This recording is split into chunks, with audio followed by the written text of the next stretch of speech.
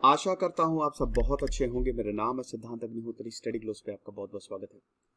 दोस्तों, हम world economic outlook की बात करेंगे। इंटरनेशनल मॉनेटरी फंड की ये रिपोर्ट होती है और ये आपको याद रखना तो जरूरी नहीं है, लेकिन ये तो ये जरूरी याद रखिए कि भाई रिपोर्ट कौन निकालता है। तो वर्ल्ड इकोनॉमिक आउटलुक बहुत ही ज्यादा इंपॉर्टेंट है। अभी जॉब्स के बारे में काफी कुछ बताया है।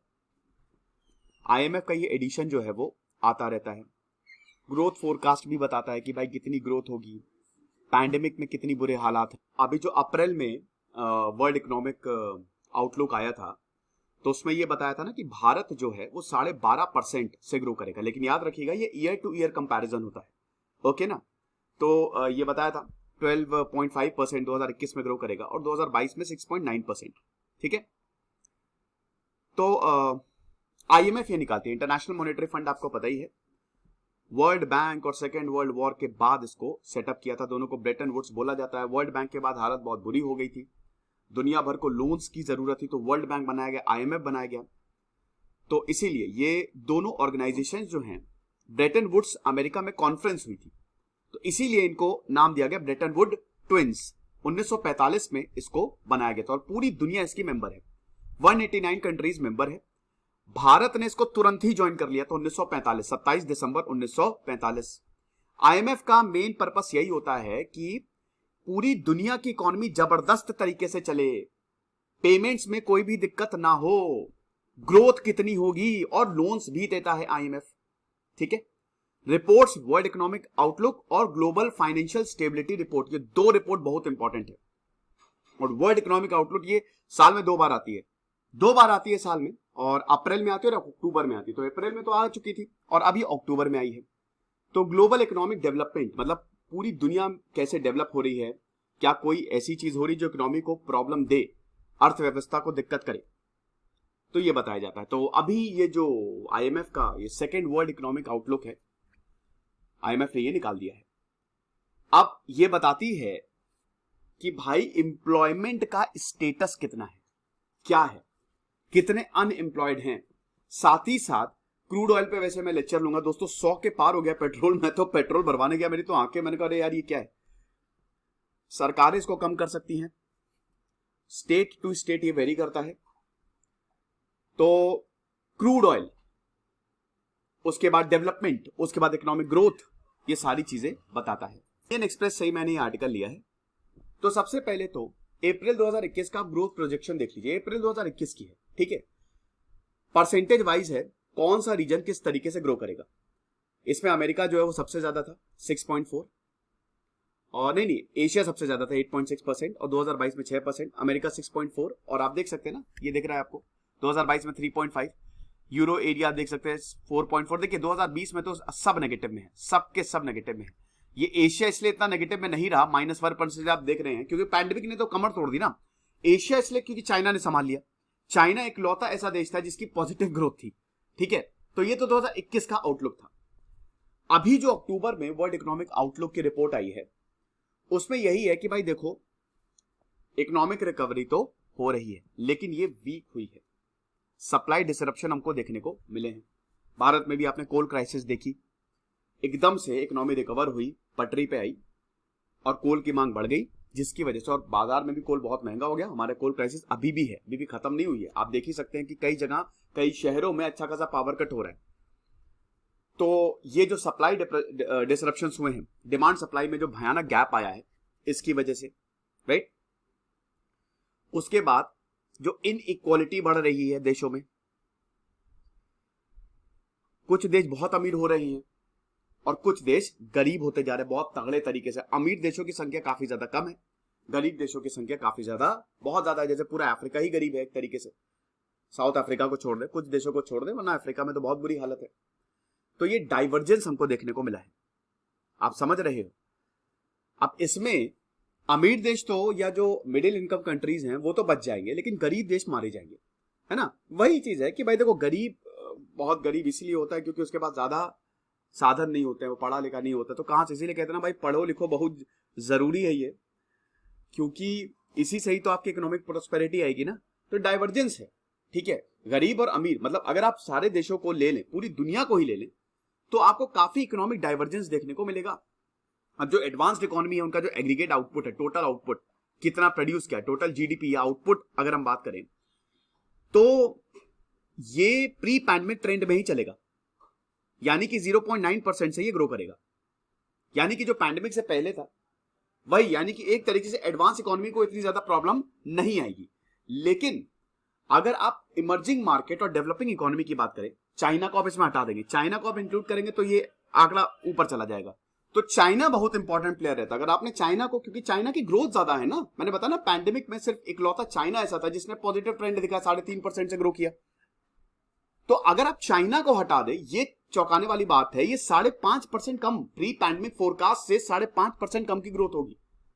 आप समझ रहे हो, यानी कि डेवलपिंग इकोनॉमी के लिए ये ट्रेंड बहुत अच्छा नहीं है।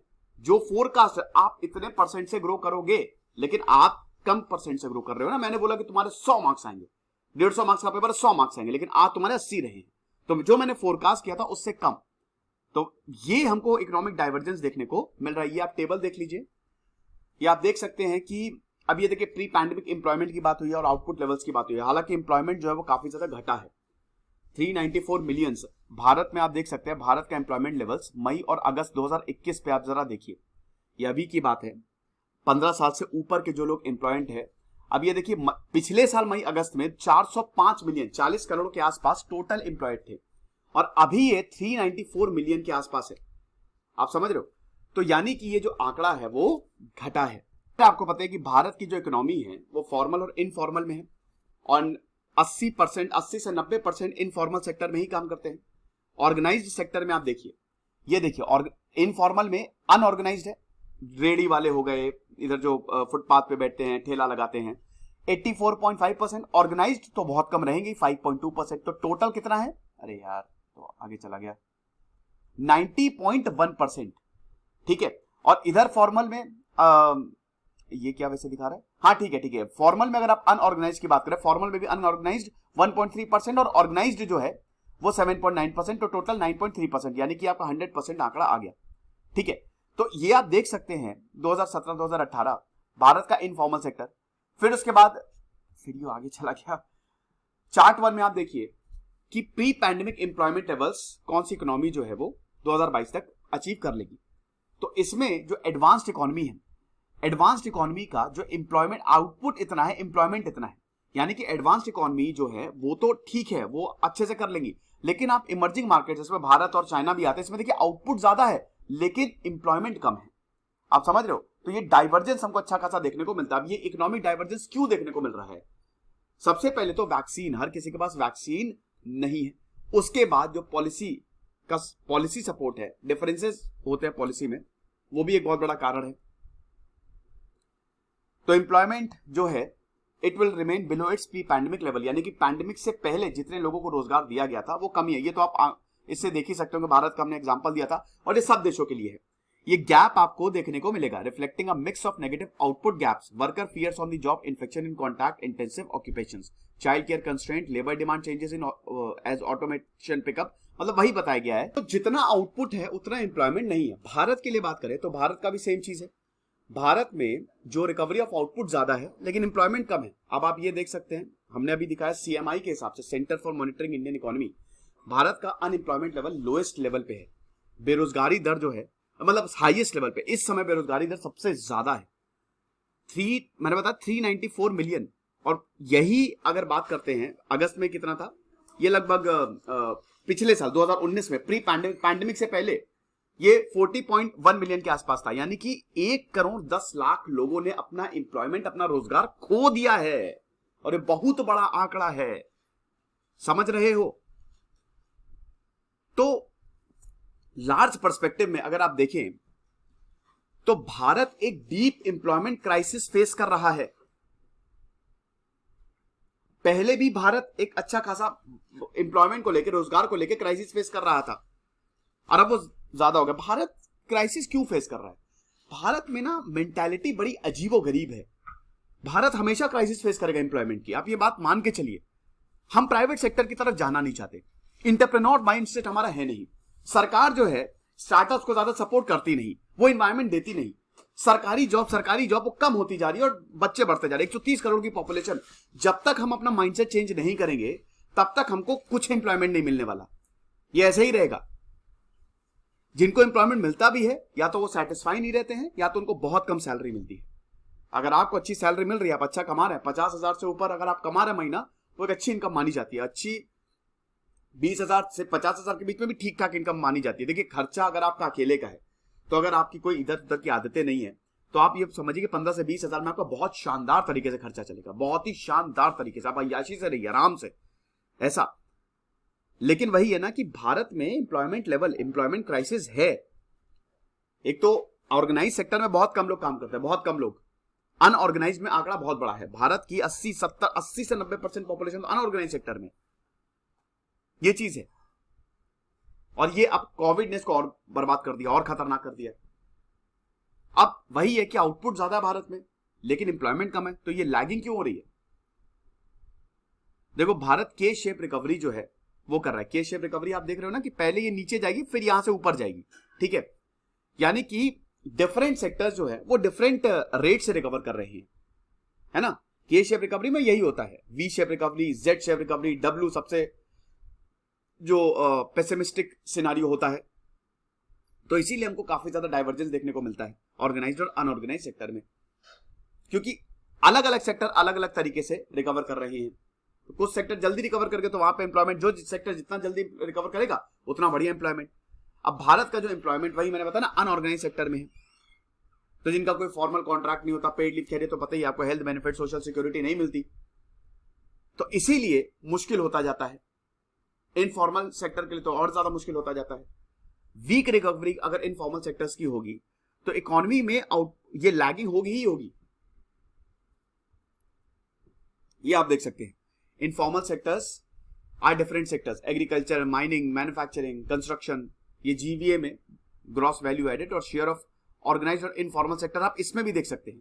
देखिए कितना ज्यादा है, एग्रीकल्चर में भी 97% तो लोग इनफॉर्मल सेक्टर में है, माइनिंग में भी 22%, कंस्ट्रक्शन में भी 74%। आप देखिए, तो यही चीज है। ये वर्ल्ड इकोनॉमिक आउटलुक की रिपोर्ट थी। आप अगर कोई अपना ओपिनियन देना चाहे तो आप जरूर कमेंट बॉक्स में लिख सकते हैं। Thank you so much.